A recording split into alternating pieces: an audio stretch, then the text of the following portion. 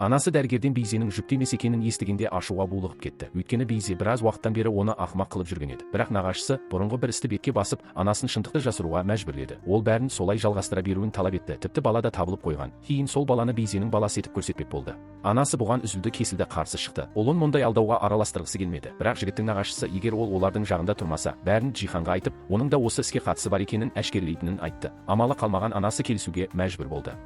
Түн тыныш өтті. Таңертең Ханчер заттарын жинап, Джиханды бетінен сүйді де, зәулім үйден кетіп қалды. Джихан артынан ермеді. Себебі ол әкелік жауапкершіліктен бас тарта алмады. Бірақ іштей қатты қиналды. Мұны көрген ананың жүрегі ауырды. Ол өзін кінәлі сезінді. Сол сәтте бәрін мойындап, ұлына шындықты айтқысы келді. Джиханның өз бақытын табуына мүмкіндік бергісі келді. Ал Джиханның дәрігер досы кездейсоқ Бейзенің көлік апатынан кейінгі тексеру қағаздарын көріп қалды. Бірінші тексерумен салыстырғанда көрсеткіштері мүлде сәйкес келмейтін. Нағыз жүкті әйелде мұндай айырмашылық болмайтын еді. Дәрігер күдікке түсіп, талдау нәтижесін күтті. Көп ұзамай телефонына хабар келді, Бейзе жүкті емес екен.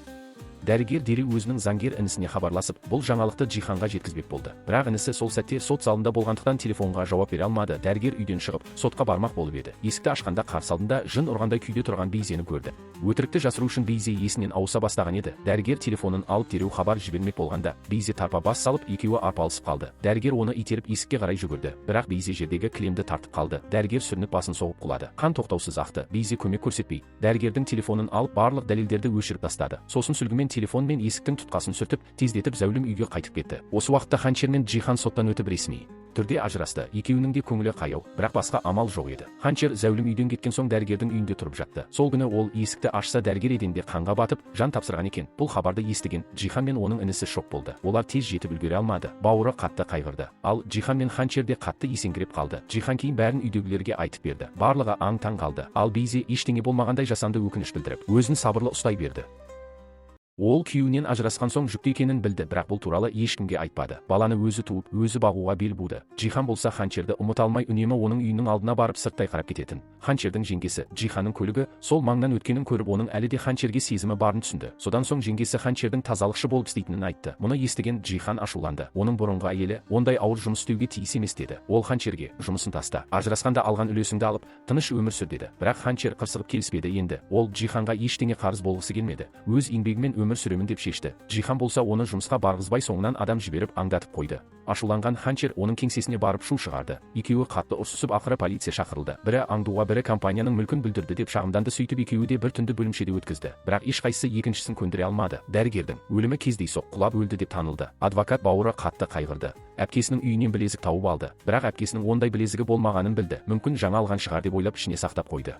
Бейзе Ханчерді қуып жіберсе де іштей Джиханның Ханчерді іздеп кетуінен қорықты. Сондықтан қызметшіге Ханчердің көршілерінен оның не істеп жүргенін біліп кел деді. Естісе Ханчер тазалықшы болып істейді екен. Ол дереу компаниясына хабарласып, оны өз үйіне тазалауға жіберуді сұрады. Ханчер бастапқыда білмей барды, тек көліктен түскенде зәулім үйдің алдында тұрғанын көрді. Бүгінгі жұмысты орындамаймын деді, бірақ компания келісімшартқа қол қойғансың, бармасаң жұмыстан шығасың деп айтты. Амалсыздан есікті қағып кірді. Бейзе оны баяғыда күтіп отырған еді. Ол үйдегілеріне Ханчер тазалауға келген деді және дереу іске кіріс деді. Ханчер сабырлы күйде жұмысын бастады. Анасы мұны көріп шыдай алмай Ханчерге кет деді. Өзіңді қорлама деді, бірақ Ханчер мен адал еңбек етіп жатырмын. Мұнда ұят ештеңе жоқ деді. Анасы үндемей қалды. Ал Бейзе әдейі ұрынды. Себепсіз ұрысты тазалауың дұрыс емес деп жекіп, оның өзін қорлап кемсітіп, Ханчердің қызғануын қалады. Бірақ Ханчер жай ғана жымиды. Мен қызғанбаймын.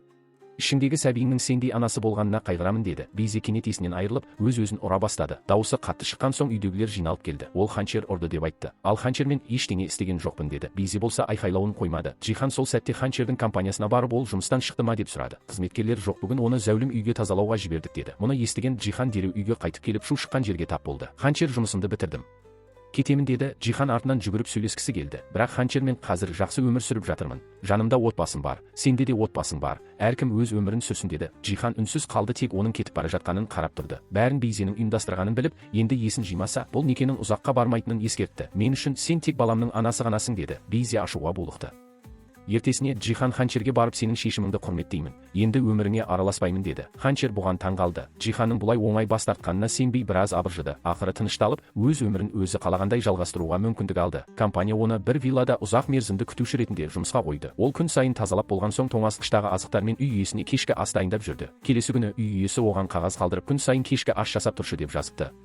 Ханчерге бұл тыныш өмір ұнады, бірақ ол білмеді үйдің ішіне бірнеше камера қойылғанын. Ол қайда жүрсе де біреу бақылап отырды. Ал ол адам Джихан еді. Бейзенің құрбысы босануға аз қалды. Ағасы жігіттің анасын ертіп соған барды, немереңді көр деп айтты. Анасы сәті келгенде құрбысына сендер неге бұлай істеп жүрсіңдер деп сұрады. Құрбысы мені мәжбүрлеп ұстап отыр. Ешқайда кетуге рұқсат жоқ деді. Анасы жасырын телефонын беріп, өзің амалдап кет деді. Қайтып келе жатқанда Джиханның нағашысы оны тоқтатып, айтатын болсаң белімдегі тапаншаны өзіңе де қолданам деді. Анасы қатты қорықты. Құрбысы кімді көмекке шақырарын білмей ақыры Ханчердің жеңгесін есіне алды. Bir кезде ол одан пана тапқан еді. Жеңгесіне хабарласып көмек сұрады. Жеңгесі дереу жетіп келіп есікті аштырды. Ол кезде құрбысының суы кетіп босануға шақ қалыпты. Жеңгесі оны алып кетпек болды. Бірақ ол жүре алмады. Дәл сол сәтте нағашысы үйге қайтып келді. Жеңгесі тығылып үлгерді. Ол адам Джиханның нағашысы екенін көріп таң қалды.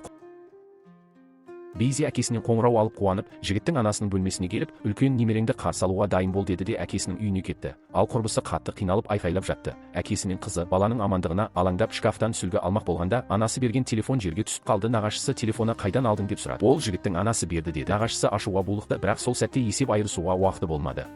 Жеңгесі терезеден бәрін көріп қатты уайымдады. Ол көрші ретінде полиция шақырды. Полиция үйге кірмек болғанда бала дүниеге келді. Нағашысымен дереу ауруханаға апарамын деді. Полиция кетіп қалды. Бала сау көрінді. Бейзе баланы құшақтап қуанды. Нағашысы акушерді шығарып жіберді. Құрбысы ес-түссіз қалды. Әке мен қыз енді оны не істейміз деп ақылдаса бастады. Өйткені көрші полиция шақырған соң оны сыртқа шығару қауіпті еді. Ханчердің жеңгесі бәрін көзімен көріп қорықты. Нағашысы ор қазып адам көме бастағанда денесі қалшылдап кетті. Шұңқыр жабылуға таяғанда Ханчердің жеңгесі бір тас алып әйнекке лақтырып жіберді.